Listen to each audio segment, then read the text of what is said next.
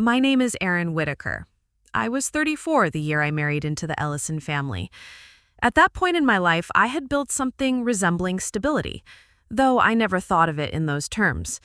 I lived alone in a third-floor walk-up in Fort Greene, in a building old enough to creak with each season, but solid enough not to apologize for it.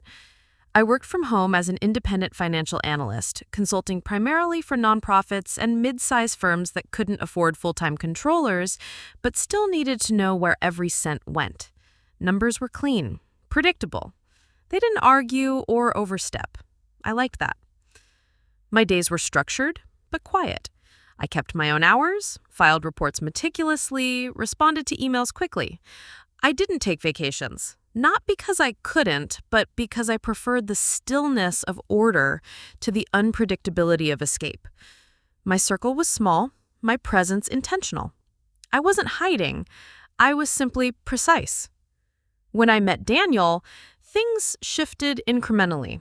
He was charismatic, thoughtful in ways that didn't announce themselves. A systems engineer with a solid resume, a mild impatience for inefficiency, and a family name that opened doors in certain neighborhoods without ever needing to knock. His mother, Margot Ellison, was well known in select circles, part boardroom strategist, part social matriarch. People described her with the kind of tone reserved for architects and weather. The wedding was held in early fall, not elaborate but curated. A blend of timeless and controlled, the kind of ceremony where everything had weight and little had spontaneity. Afterward, we took a week away, somewhere with coastline and cliffs, where the air moved differently and no one asked questions. We returned to Brooklyn on a Monday. The apartment had been cleaned in our absence, flowers still bloomed on the windowsill, and the sun slid across the hardwood in long, disciplined lines. I unpacked slowly, folded linens, checked inboxes, made lists. I liked the sense of re-entry. It gave shape to the blur of travel. 2 days later, Margot arrived unannounced. It was early afternoon. A gray sky filtered light through the blinds, soft and incomplete. She stood in the doorway, dressed in cream, holding a leather folio. A man followed her, thin, formal, carrying a briefcase and the kind of neutrality that comes with being paid by the hour. I offered them water. They declined. She said with ease, opened the folio, and began laying out documents across the glass coffee table. The man placed a pen beside the papers, clicked it once, then waited. I remained standing. The paperwork was dense, legal, intentional. My name was printed on each page. So was something else, language about transfer, consolidation, and stewardship. Everything was neatly prepared. Margot smiled, but her posture didn't. The folder sat between us like a decision already made. I didn't reach for the pen. Not then. Not yet. But I knew, with the clarity that didn't need confirming, that whatever was being asked of me had nothing to do with formality and everything to do with control. I didn't sleep much that week. Margot's unexpected visit had disrupted something foundational. Not in a loud, breaking glass way, but a quieter, more permanent shift, like the ground settling under the weight of too much silence. I continued to work, submitting reports and auditing numbers for clients across time zones, but I moved through the days with a dull vigilance, eyes drawn to the edges of things, the unanswered questions, the folder still sitting on my table, the memory of her expression when I hadn't signed. In the evenings, I found myself reviewing documents I hadn't touched in months, not the ones Margot brought, but the ones from my own life. Old deeds, formation records, digital backups stored under aliases even I had forgotten I used. They were neat, intact, quietly powerful. My father had never trusted institutions. He used to say that systems were only as honest as the people running them, and people, by nature, had short memories when money got involved. He built everything on documentation, paper trails, layered protections, contracts reviewed and reviewed again. When he passed, he left me behind a set of instructions, disguised as habits. I followed those habits like rituals now. I reopened the trust he had created for me when I was 25, initially designed to manage cash flow from a single property. At the time, I thought it excessive. Now I saw its structure as something more flexible, resilient, and legally separate from any marital entanglement. I scheduled a quiet meeting with a trust attorney, Gabriella Moss, recommended by a former client who once had to defend her holdings during a contentious divorce. She listened carefully, asked few questions, and offered even fewer expressions. I appreciated that. Together, we began a slow reconstruction. Each of the three properties I'd inherited, two roadside motels in northern New Jersey and a converted boarding house near Hackensack, would be transferred into a private trust, one bearing my birth name. We updated the operating agreements for the management company my father had created, ownership percentages, liability shields, signatory rights. It all felt clinical, comforting. Gabriella recommended adding one final protection, a clause restricting any transfer of interest without dual authentication, one digital and one physical. Redundant, perhaps, but redundancy was a form of peace. At home, I said nothing. Daniel noticed I was working longer hours, but he assumed it was end-of-quarter pressure. I let him think that. He made dinner twice that week, something he usually didn't do.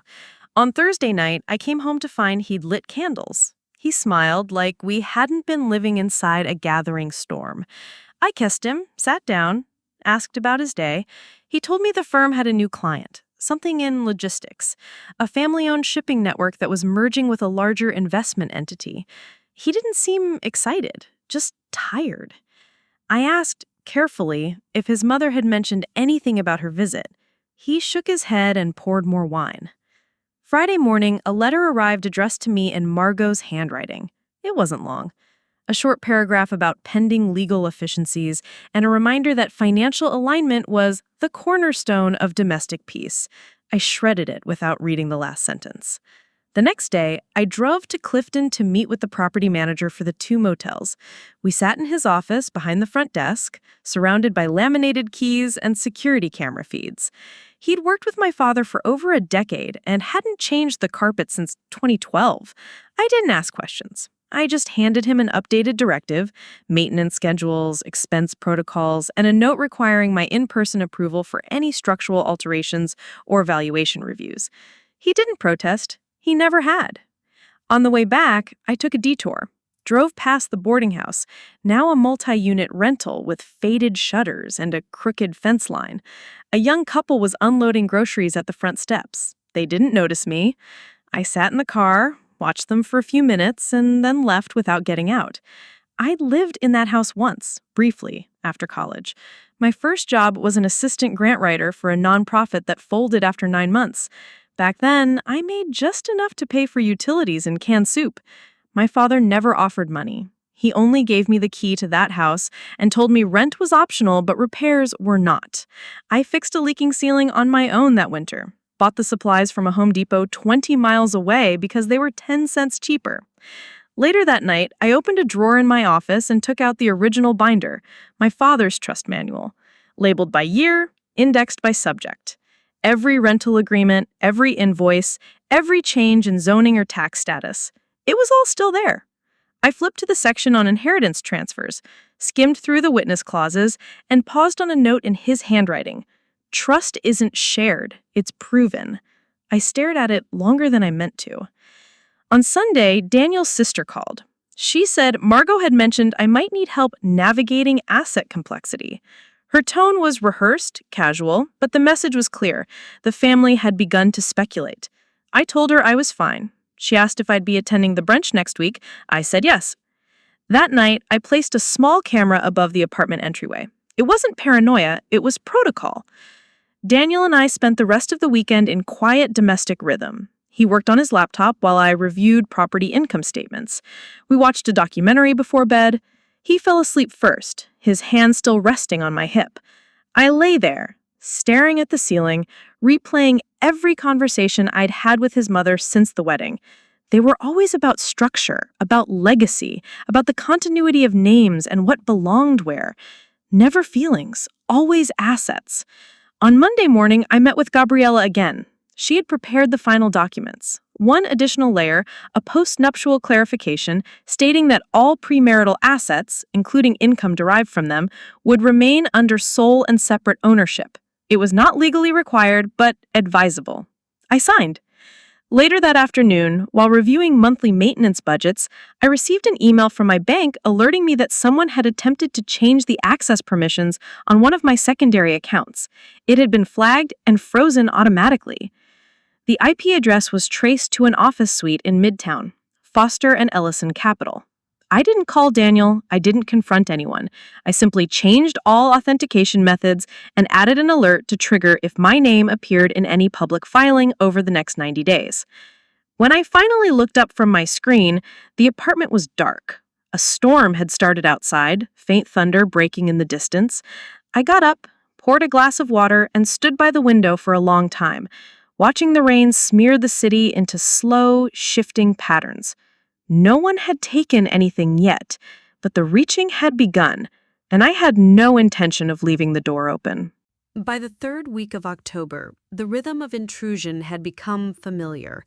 It arrived on schedule, with the soft chime of the intercom and the orderly knock on the door.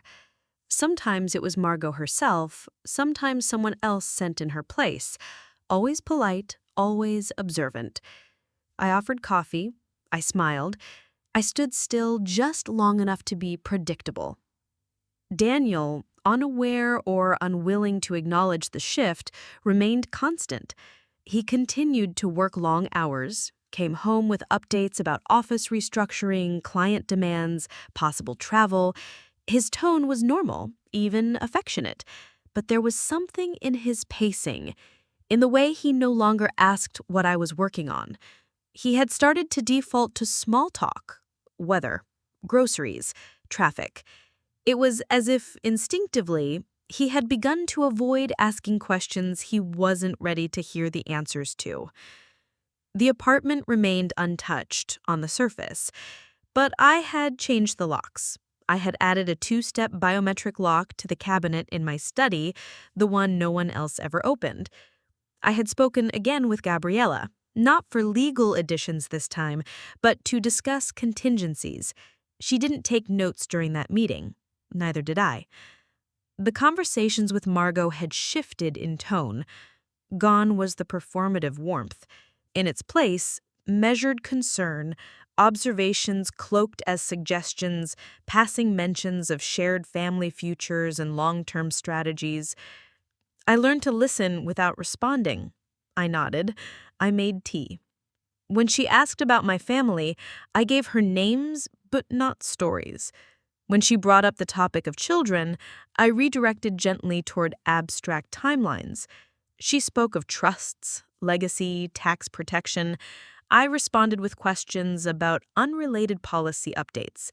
Each encounter became a slow negotiation of silence, an unspoken game of who would blink first. One Thursday morning, a padded envelope arrived addressed to Daniel. He left it on the counter, unopened. By that evening, it was gone. I never asked what was in it. He never volunteered. That same week, I received a voicemail from an unfamiliar number. The voice was careful, rehearsed. It referenced a request for background verification linked to a property in Bergen County. I saved the message and did not return the call. Saturday afternoon, Margot stopped by without notice. She had brought a bottle of red wine, the same label we had served at the wedding. It was unopened. She placed it on the counter and began talking about a charity fundraiser she was organizing, board members, auctions, sponsorships. I offered her sparkling water. She didn't stay long. When she left, I watched from the window as she walked to her car, phone already to her ear. There was a precision to the way she moved, to the timing of her visits. It was not uncalculated. Later that night, I printed a second set of trust documents. I did not need them immediately, but having them in physical form gave me a certain calm. I placed them in a fireproof envelope and hid them in a place no one would think to look. Daniel's sister called again. Her voice was lighter this time, curious. She mentioned a family dinner, said Margot had been under a lot of pressure lately. She described it as concern, but there was something else beneath the words. Expectation, maybe, or positioning. I told her I would check my calendar. I didn't. Instead, I spent that evening backing up digital files to a separate cloud vault, one that had no connection to any shared devices, any shared names. It took hours. Each file was tagged, labeled, encrypted, a slow, methodical process.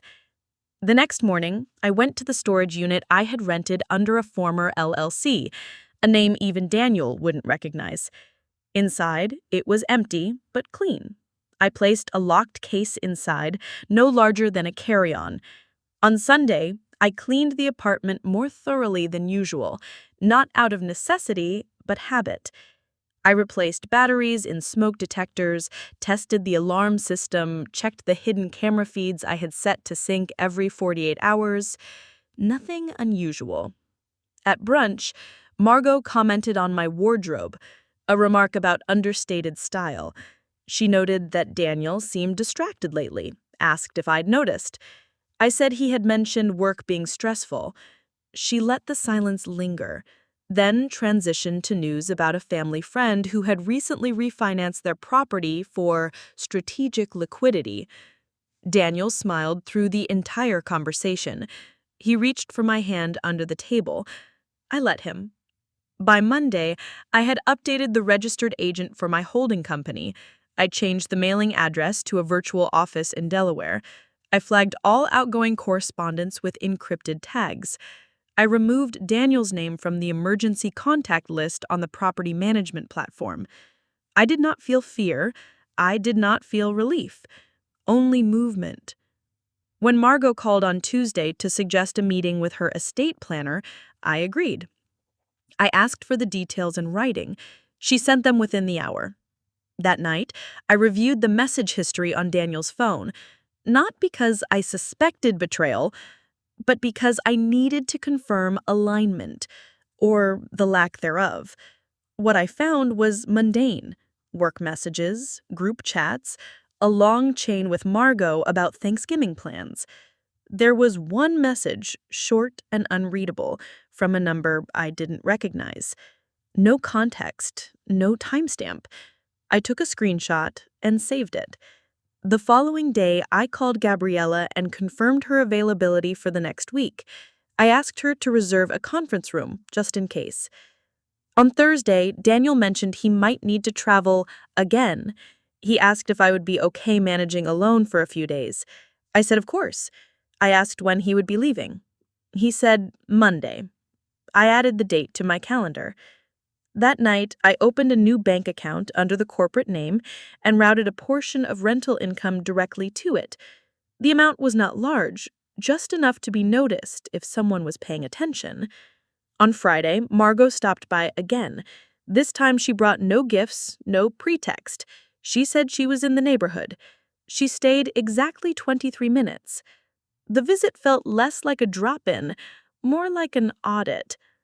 After she left, I checked the entry logs on the building system. Someone had attempted to access the service elevator the previous afternoon.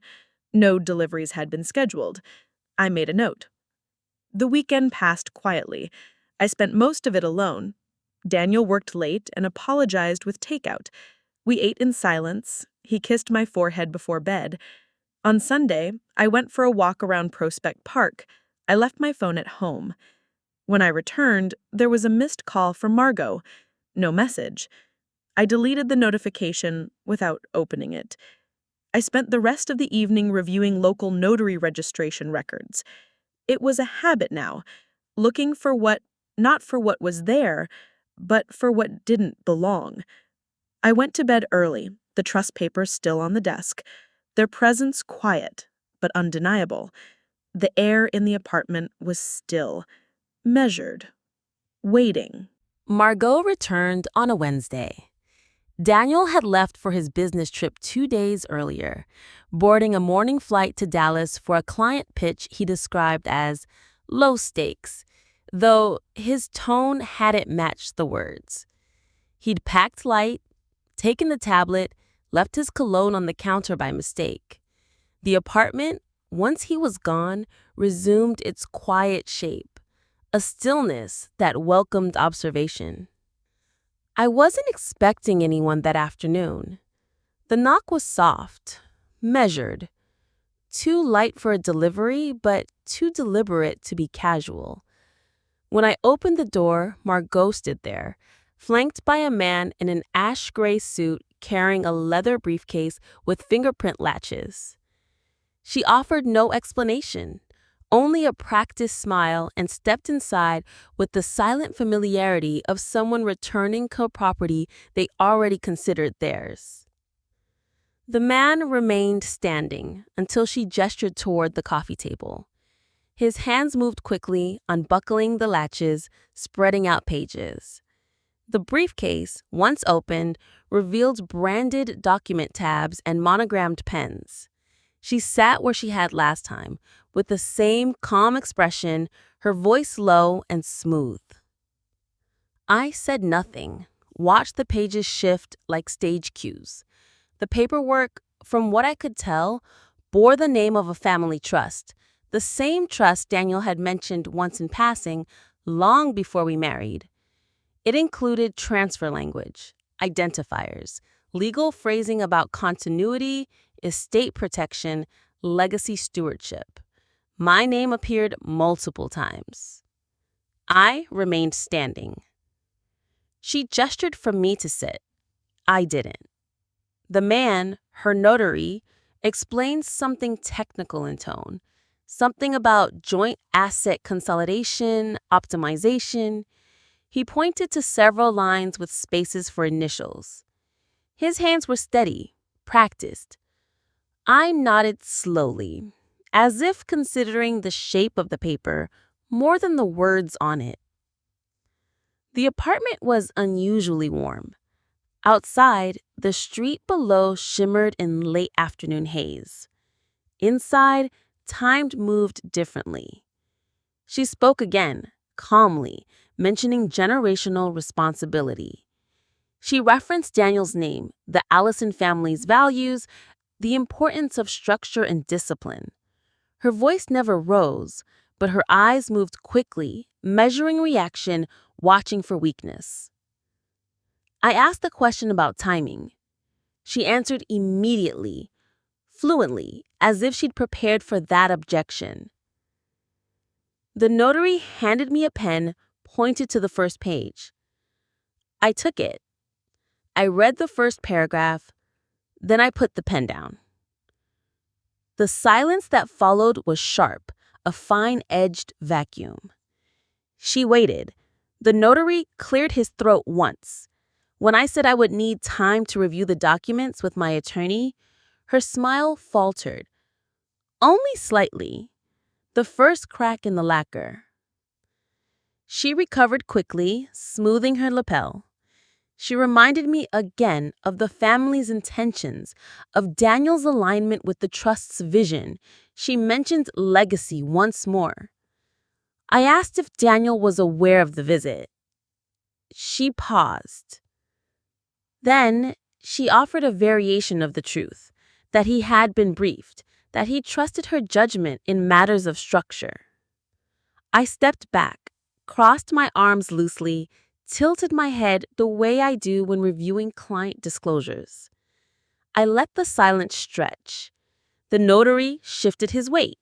She reached for the documents, tapped them back into alignment, slid them toward me again. I did not touch them. Moments later, my phone vibrated. Daniel's name lit the screen. I answered, switched to speaker. His voice was casual at first, asking if everything was all right. I told him his mother was here with legal documents, requesting my signature on a set of transfer agreements. I didn't elaborate. There was a pause. The pitch of his voice changed. He asked what documents. I repeated the phrase printed at the top of the stack in front of me. Asset reassignment for inclusion in the Ellison Legacy Trust. He didn't speak for several seconds. She spoke instead, leaning forward, repeating her earlier phrases about structure, opportunity, stewardship. She framed her words like reassurance, but they sounded like directives. When Daniel asked if I was serious, I told him to speak directly to his mother. I stepped back from the phone.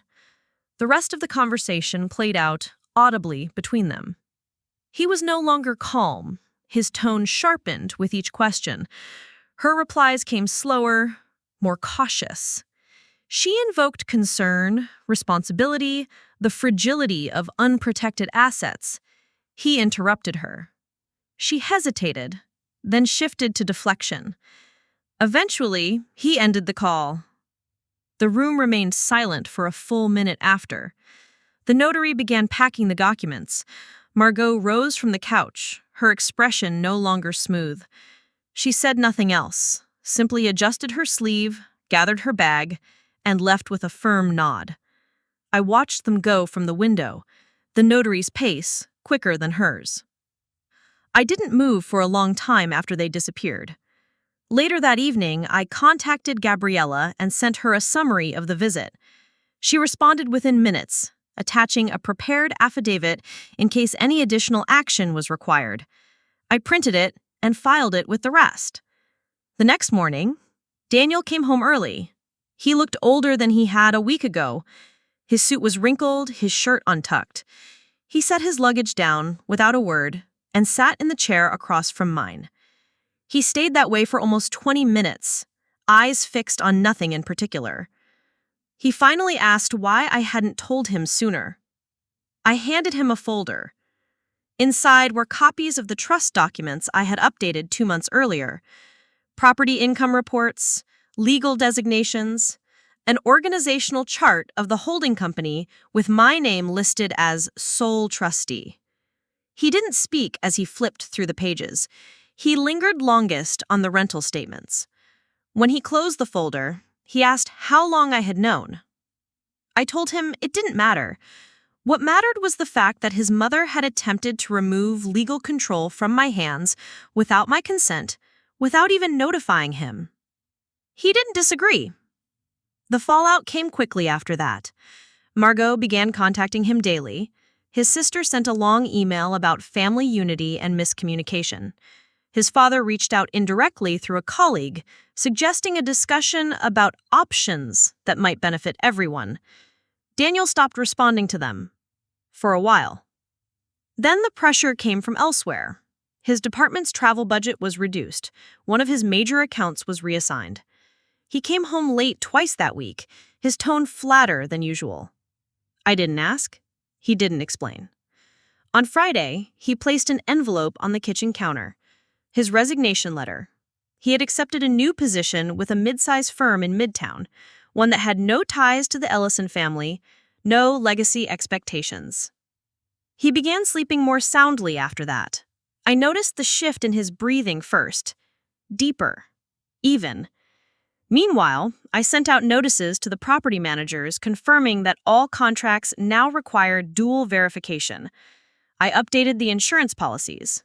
I had the digital access logs reset on the account platforms. I made no announcements. I didn't need to. By the end of the month, the messages from Margot slowed. The tone softened. A short handwritten note arrived offering to clear the air. I didn't respond.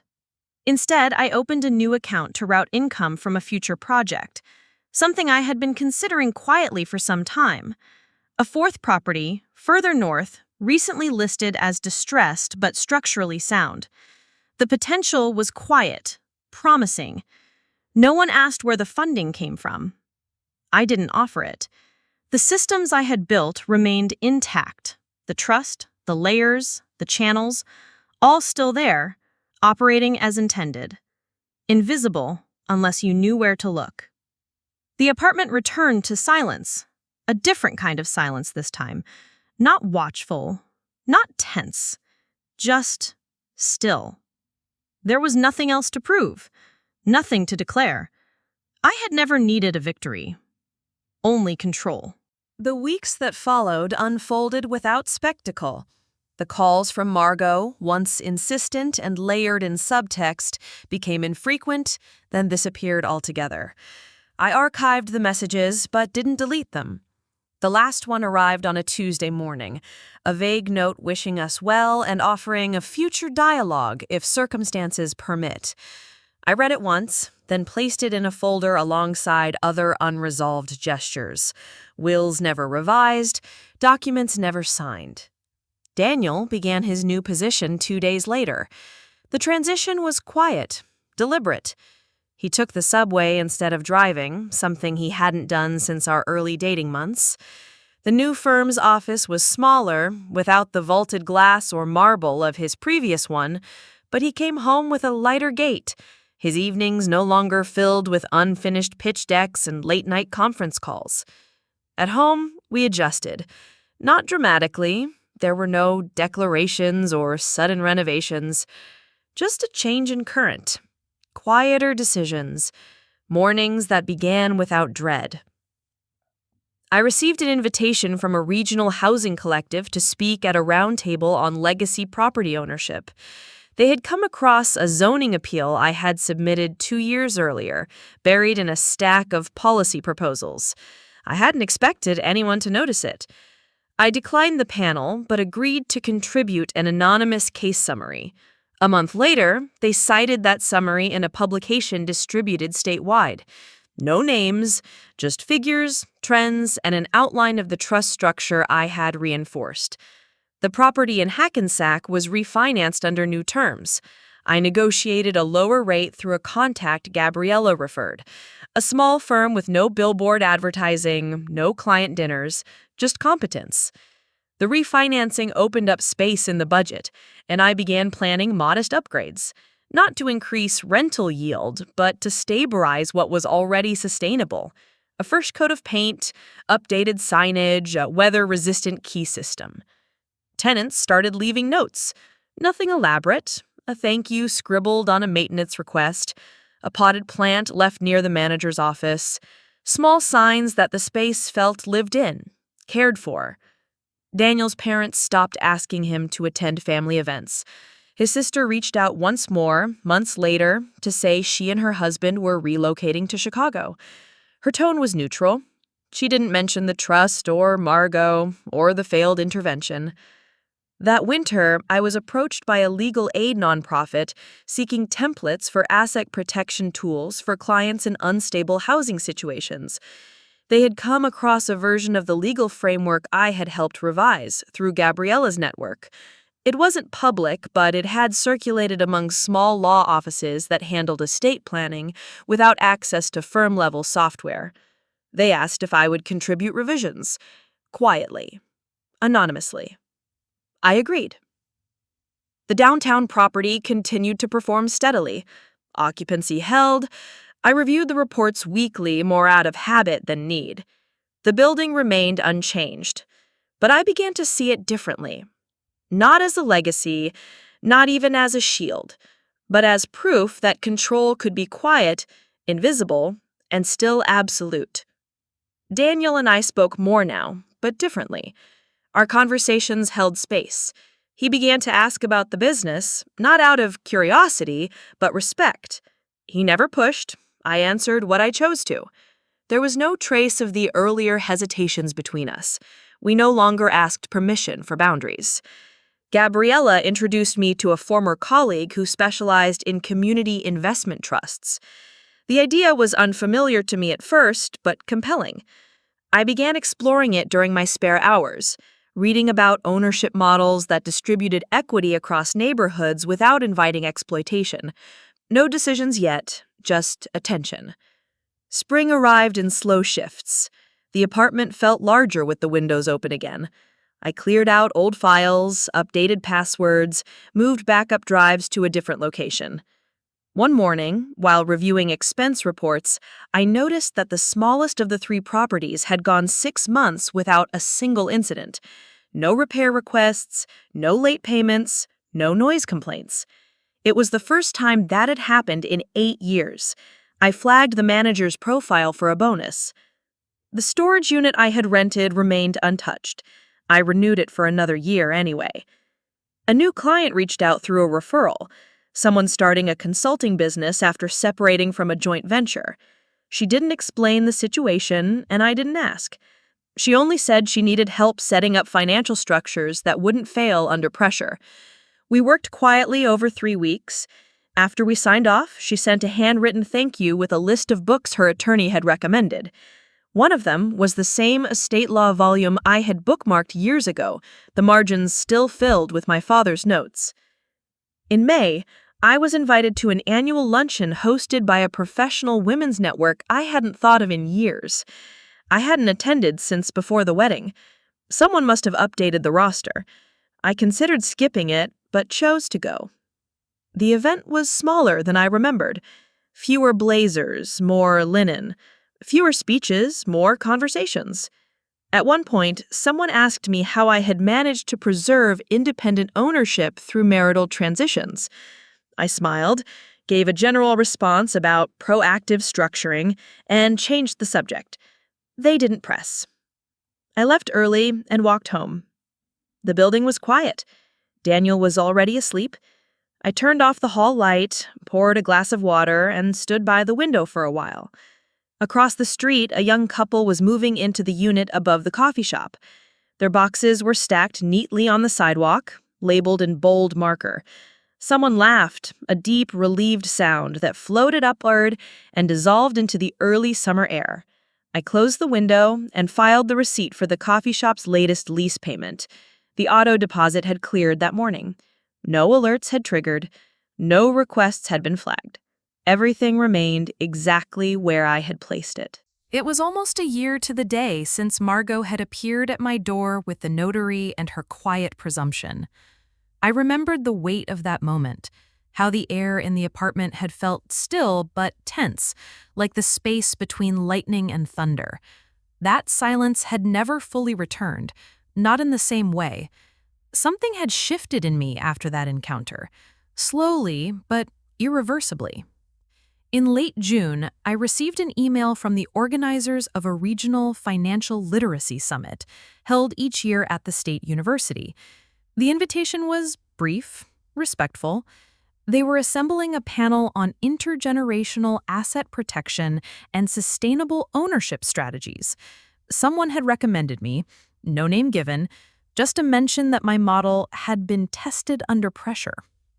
I read the email twice, then once more days later, before I responded. I said yes. The event wasn't extravagant. A modest auditorium, clean lines, thoughtful programming. The kind of space where people wore name tags and took notes in legal pads even when no one was watching. There were panels on estate law, community banking, generational wealth in immigrant households. No one spoke in absolutes. That felt right. When it was my turn, I spoke simply. I described the framework I used, how I maintained separation between personal and marital assets, how quiet legal infrastructure can protect a person long before anyone knows they'll need protecting. I never mentioned names. I never framed my story as adversity. I didn't have to. The room understood. Afterward, someone approached me, a woman about my age, perhaps a few years older. She introduced herself as a family counselor who worked with newly divorced clients. She said what I shared had clarified something she'd been trying to name for months, the difference between secrecy and sovereignty. I thanked her. I told her I knew the difference well. That evening, I returned to Brooklyn by train. The city shimmered through the glass like it always had, indifferent to individual stories. I preferred it that way. Daniel met me at home. He asked how it went. I told him it was measured, thoughtful. He smiled, and that was enough. We didn't celebrate. We made dinner, folded laundry, refilled the water filter. A few weeks later, I received a copy of the summit's printed proceedings. My name appeared beneath the title of my talk. Nothing grand, just a line of clean type. Independent Frameworks for Asset Preservation in Marriage. Tucked into the envelope was a handwritten note from the director. She said my story had prompted several attendees to re-examine how they advised clients. She said it reminded them that strength could be quiet and deliberate and still enduring. I placed the note in a folder in my office, among others collected over the years, some professional, some personal. Not all kind, but each one real. The apartment had remained the same in most ways. Still 2 bedrooms, still overlooking the same block, still filled with the quiet rhythms we had come to trust. The only visible change was a framed photo Daniel had placed on the hallway shelf, a picture of us on the porch of the Hackensack property during a visit that spring. We hadn't planned to be photographed. Someone had caught us mid-conversation. We looked focused, calm, unposed. That fall, a former colleague asked if I would mentor a younger analyst navigating her first high-income year after founding a startup. She didn't say much, only that the young woman had questions no accountant had been able to answer directly. I said I would meet her once, see if the conversation held value. It did. We spoke in generalities, mostly. She told me she was afraid of becoming too careful. I told her that caution was never weakness. It was just another form of preparation. She nodded slowly. We scheduled a second meeting. By December, the rhythm of things had settled again, not into complacency, but into something quieter, a pattern of deliberate choice. Margot didn't reappear. Daniel's family shifted further into the periphery. His new role stabilized. My properties held. I began mapping out potential investments for the following year, not because I needed to expand, but because I finally wanted to. I received one last letter before the year ended. It arrived in a plain envelope, no return address. Inside was a folded page torn from an old planner, the kind with perforated edges. The handwriting was neat, almost formal. It was from Margot. She didn't apologize, not explicitly, but she wrote that she had underestimated the cost of control and that she hoped, in time, the family might rebuild on terms more rooted in mutual respect. I read it once, then placed it in a drawer I rarely opened. Not long after, I returned to the university, this time not for a panel, but to attend a seminar. I sat in the back row, took notes without raising my hand. The lecturer spoke about the long arc of financial equity, about how resilience was built not in response to crisis, but in anticipation of it.